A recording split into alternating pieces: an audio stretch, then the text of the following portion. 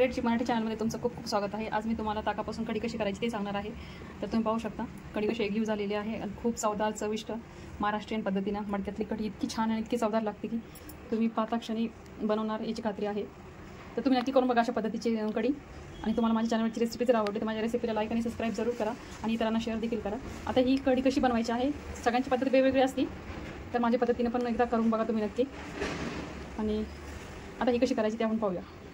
नमस्कार, सिक्रेट मराठी चॅनलमध्ये तुमचं खूप खूप स्वागत आहे। आज मी तुम्हाला दह्यापासून कढी कशी करायची ते सांगणार आहे। सगळ्यांची वेगवेगळी पद्धत असते, तशीच माझी पण थोडीशी वेगळी आहे। तर आपण कढी करायला सुरुवात करणार आहोत। त्याआधी मी हे दही टाकलेलं होतं, एक काल सकाळी टाकलेलं होतं। आता हे लिमिटेड आंबट झालेलं आहे।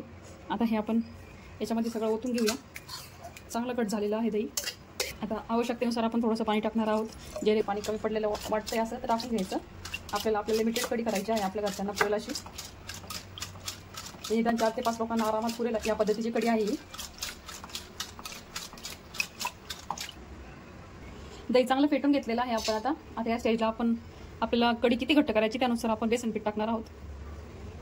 आता मला थोडीशी घट्टच करायची आहे, कारण घट छान लागते कढी। त्या हिशोबाने मी 1.5 चमचा बेसन टाकलेलं आहे। आता याला पण आपण असं फेटून घेऊया। आता छानपैकी आपलं बेसन पीठ याच्यात परफेक्ट असं मिक्स झालेलं आहे। आता आपण मसाल्याची तयारी करूया। हे पाहता आपण मसाल्याची तयारी करणार आहोत। त्यासाठी आपण पाट्यावर घेतलेल्या आहे हिरव्या मिरच्या, जशा आपल्याला तिखट पाहिजे तेवढ्याच घ्यायच्या आहेत। त्याच्यानंतर 1-2 पिंच अद्रक, त्याच्यानंतर कोथिंबीरच्या ह्या ज्या काड्या होत्या त्या पण मी घेत आहे, त्याला सुगंध खूप भारी येतो। त्यानंतर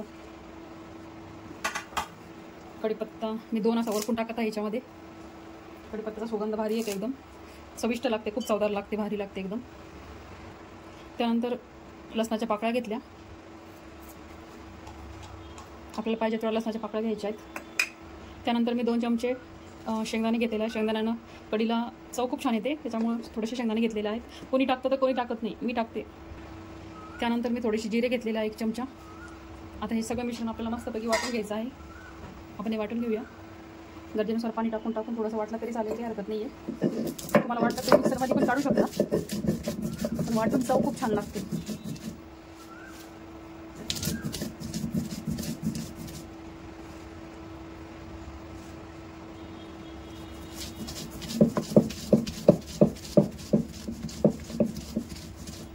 मी सगळं एकदम मसाला वाटून दाखवते मी तुम्हाला। हे मिश्रण वाटते वेळेस मी थोडंसं गरम पाणी थोडंसं मीठ टाकलेलं आहे। मीठ टाकल्यानं हे जे मिश्रण आहे ते चांगलं वाटतं येतं। आता याला छानपैकी असं वाटून घेऊया आपण। आणि अशी वाटून केलेली कढी एवढी भाजी आणि एवढी झकास लागते ना, याची तुलना शब्दामध्ये करू शकत नाही आपण।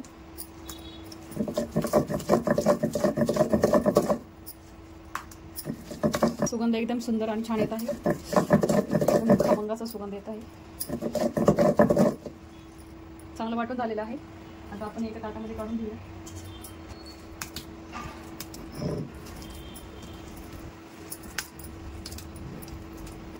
आता काय करू, याला धुवून सुद्धा याचं पाणी पण काढून घेऊया आपण।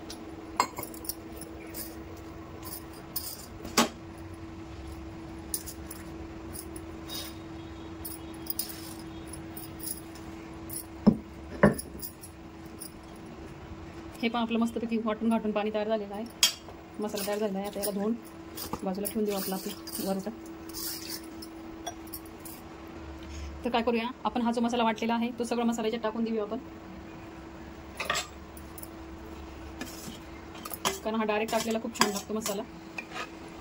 हे ताट पण धुवून याच्यात टाकून देऊया। आता हे खूप घट झालेला आहे ना, आपण याच्यात या स्टेजला पाणी टाकू शकतो। आपल्याला जितक्या लोकांची कढी करायची आहे तितक्या लोकांसाठी।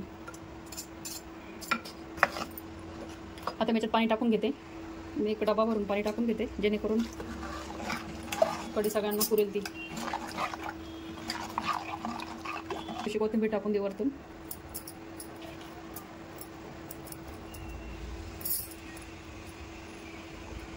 आता याला छान हलवून घेऊया आपण। आता हा जो चमचा आहे हा काढून ठेवून देऊ आपण, याचं काम झालेलं आहे। आता तुम्ही पाहू शकता आपली कन्सिस्टन्सी किती छान आलेली आहे, अशी मस्त जाडसर आलेली आहे। आता आपण फोडणीची तयारी करूया। हे पहा मी गॅसवर एक मातीचं मडकं ठेवलेलं आहे, त्याच्यामध्ये आपण भाजी करतो। आता याच्यामध्ये आवश्यकतेनुसार तेल टाकूया फोडणीसाठी। तेल टाकलेलं आहे 1-1.5 चमचा. गरम करायला ठेवलेलं होतं त्याच्यामुळं हे चांगलं गरम झालेलं आहे. हे पहा चांगलं तेल तापलेलं आहे. आता या स्टेजला आपण काय करायचं आहे, मोहरी टाकून घेऊया. मोहरी चांगली तडतड वाजायला लागली. मोहरी तडतड वाजायला लागली की जिरे टाकून घेऊया आपण. जिरे मोहरी तडतड वाजायला लागली की याच्यामध्ये थोडीशी हिंग पावडर टाकून देऊया आपण. सुगंध आणि चव खूप छान येते भाजीला. कढी म्हटलं की कढीपत्ता आलाच, त्याच्यामुळे कढीपत्ता पण आपण टाकून घेणार आहोत. मस्तपैकी कढीपत्ता बी टाकून घेणार आहोत आपण. हे पहा मी कढीपत्त्याची अशी एक चुंबळ केलेली आहे आणि बाकीचा कढीपत्ता असंच टाकलेला आहे. असंच कढीपत्ता टाकून द्यायचा आहे. तडतड वाजेल सांभाळून थोडंसं आणि चुंबळ देखील टाकून द्यायचं.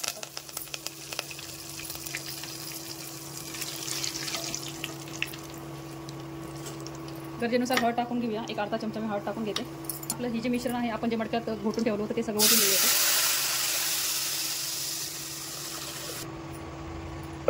मडक्यामध्ये घोटल्यामुळे चव खूप छान येते त्याची. आता याला मस्तपैकी उकळी फुटू देऊया आपण. त्यावेळेस त्याच्यामध्ये मीठ टाकलेलं होतं ते लक्षात धरूनच मिठाचं प्रमाण टाकायचं आहे. मी अर्धं टाकलेलं होतं, आता अर्धं टाकून देते. आता छानपैकी हलवून घेऊया आपण. आता याला मस्तपैकी उकळी फुटू देऊया आपण. तसेच हिरव्या मिरच्या पण मी अशा लंब्या कापून घेतलेल्या होत्या 4-5 ते आपण टाकून देऊया. 2-1 मिनटं आपण लक्ष ठेवून झाकण ठेवून देऊया. हे पहा तर आपली मस्तपैकी कढी तयार झालेली आहे. थोडीशी उतू गेलेली आहे ती, बट इट्स ओके. हे पाहू शकता किती एकजीव झालेली आहे, किती मस्त झालेली आहे एकदम. चवीला पण खूप छान चवदार चविष्ट. आता वरतून आपण थोडीशी कोथिंबीर टाकून घेऊया. सुगंध पण खूप अप्रतिम येत आहे. ती असल्यामुळे खूप छान लागते ही चवदार चविष्ट. तुम्ही नक्की करून बघा अशा पद्धतीची रेसिपी. आणि तुम्हाला माझ्या चॅनलची रेसिपी जर आवडली तर माझ्या चॅनलला लाईक आणि सबस्क्राईब जरूर करा. इतरांना शेअर देखील करा.